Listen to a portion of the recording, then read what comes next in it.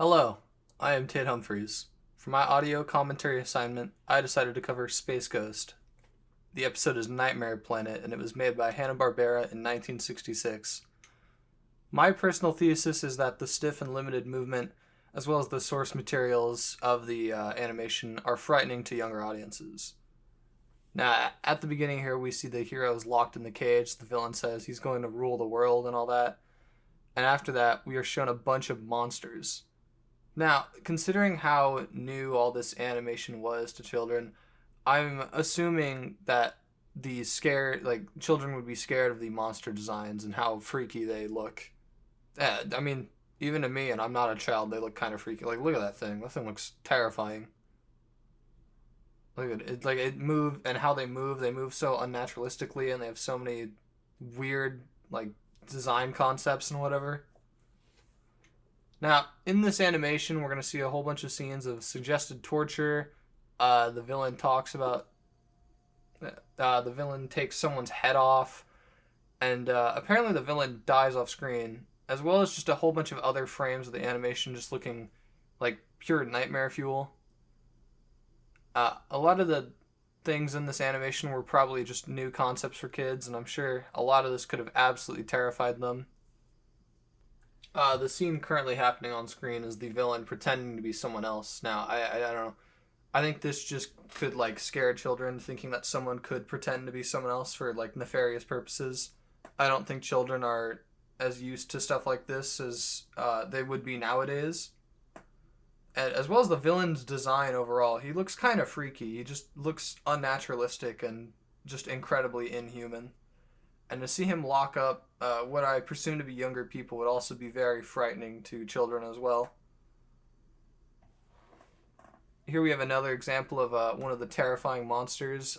You can't tell if those are eyes, if those are lasers. It's just incredibly uncommon to figure out what those are.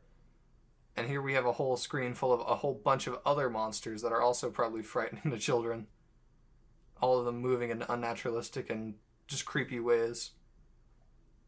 As we once again have the villain say he's going to try to kill our hero and take over the world, which is exactly what we're going to witness using his freaky monster designs as well. Now, the early animation does make them look like they're moving in an even more creepy way than they usually would. So to see them have constant run cycles and they're just jagged and like and their just movement overall just is probably very disturbing to younger kids. They're also probably not as attuned to violence in animations and all that as we are nowadays. So to see this like superhero basically kill what some children would think are animals is just probably frightening to them. Now, our hero here does give himself up to the villain and he does get kidnapped. And as we can see, he wakes up here in a torture type of device. And the villain even says he's going to torture him. Now, I don't know how many children at the time of 1966 knew of what torture any of this was, but I'm sure this had to be somewhat disturbing to them seeing it for the first time. Especially seeing the good guy get tortured as well. And here on this door, you see what appears to be a giant monster beating on it. This would have also probably frightened children. They don't want to see what the giant monster is exactly. We have the villain move in more weird, creepy ways as well. Another thing children are probably not fully aware of is that the hero does have to like struggle to get free. That he's being held there against his will. I don't know how many children are aware of like kidnapping and all that at this time, but I'm sure it had to be somewhat freaky to them. Even the monkey sidekick moves and talks and sounds weird. Now, I'm sure it is somewhat reassuring seeing the heroes still saved, but even then, the younger people, like the way their body is in there, they move. They're just designed in such a weird way.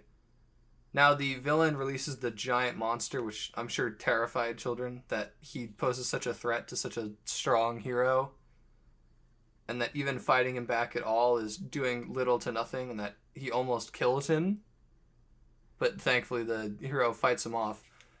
The villain also then tries to get him, but shoots the monster, which causes him to go after the villain. And once again, the villain is just, he's just got a nightmare design.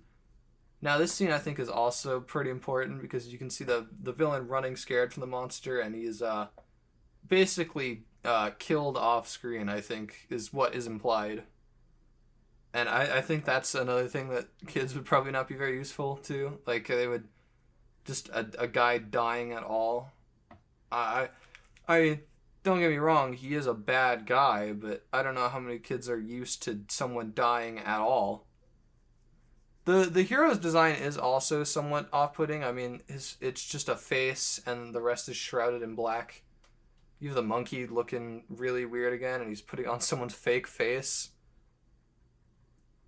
In conclusion, I just think that these early animations were a bit too new to kids, and considering how action-packed a lot of them were, and how stiff the animation was in some of them, I think they might have, at some degree, terrified some children.